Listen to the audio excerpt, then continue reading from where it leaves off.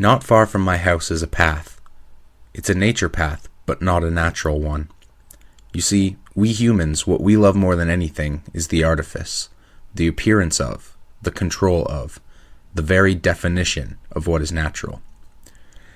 In the summer, this path offers just that, what nature should be, what we want it to be. But autumn has a way of revealing something darker about the path. Uncloaked by its seasonal decay, the artifice is laid bare, and so too the truth. The skeletal remains of an ideal beauty stand out amongst their still dying brethren, an armature left in some grotesque pose, stripped clean of its covering. These trees reveal the lake beyond, but are they subject or frame? When alive, they're both, but now they stand only as a testament to their past purpose. From the path, these trees appear as a forest wall, but from within, they are nothing more than row upon row of props, stage elements in a leafless masquerade, players in an endless production of Mother Nature, the backdrop to our own human ego. But what about this dark path? What end did its explorers meet? Perhaps they came upon the true face of nature, not nurturing mother, but brutal disciplinarian. Not reborn by its supposed benevolence, but consumed by its utter indifference. Or perhaps they conquered it after all, breaking through its wooden membrane into some other pocket of civilization. But autumn also has a promise, and it's this: winter is coming, and when it does, neither man nor nature will be its master. Everything will be covered up by its tyrannical grasp, and an untouched curtain will fall for the final act. What will become of us then? What artifice will our remains reveal? What pattern and to whose pleasure do we bend? And yet, winter is not endless. Even now, nature is preparing for rebirth. Hope clings on every branch, in every blade of grass. Hope for spring and the death of winter itself. Hope for another chance, but this time to do things right.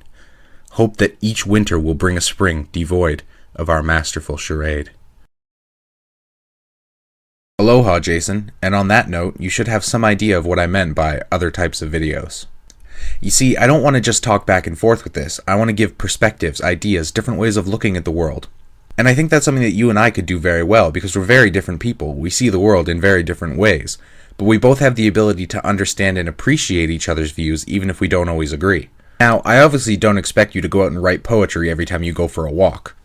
But I do think that you can be poetic without having to actually write poetry.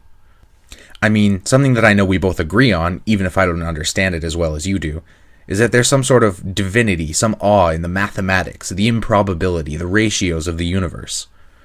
So maybe you could do something with that. Meanwhile, I'll keep writing crappy poetry every time I go for a walk. Moving on to responding to your video, I think I should start with one thing. Challenge accepted.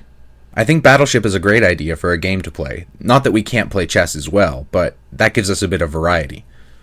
So when you inevitably destroy me at chess, we can move on to Battleship, and maybe I'll stand a sporting chance. I'm also glad that you like the idea of each running 500 miles. This can really open up a lot of avenues for us, I think. I mean, we can make videos related to running and all of its various different aspects. I mean, we can both talk about all the different aspects of running and how they're important to staying on track. Everything from physics and nutrition to staying motivated. I mean, there's all kinds of stuff that we can talk about while we're doing the challenge ourselves. This brings me to the idea of the website. I have had a few blogs over the years, so I sort of have a feel for what websites will work best, and I think this weekend I'm going to try to set up a WordPress website.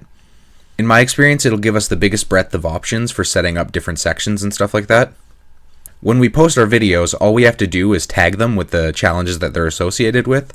So say we have a video that's related to both running and I do some sort of poetic nonsense at the beginning. Then all we have to do is tag the video with running and poetry and it'll add it to both of those groups. Now, I don't really know what they have in terms of response from viewers, so I'll have to look a bit more in depth. But I'll definitely know a lot more by Monday. Rather than waiting until then, though, I'll probably just send you a message since we haven't officially started the project yet. Lastly, I don't really know what we're doing with the pre-project right now, but if you don't want to make any videos this weekend, if you don't have any time, then feel free to avoid that. I know that during the actual project, we're going to want to take weekends off to give us a bit of time to recuperate, so I won't really expect a video response from you until Monday. And even then, we're not necessarily needing to do videos every day right now. We're just doing practice, right? So just keep making videos and we'll see where this goes.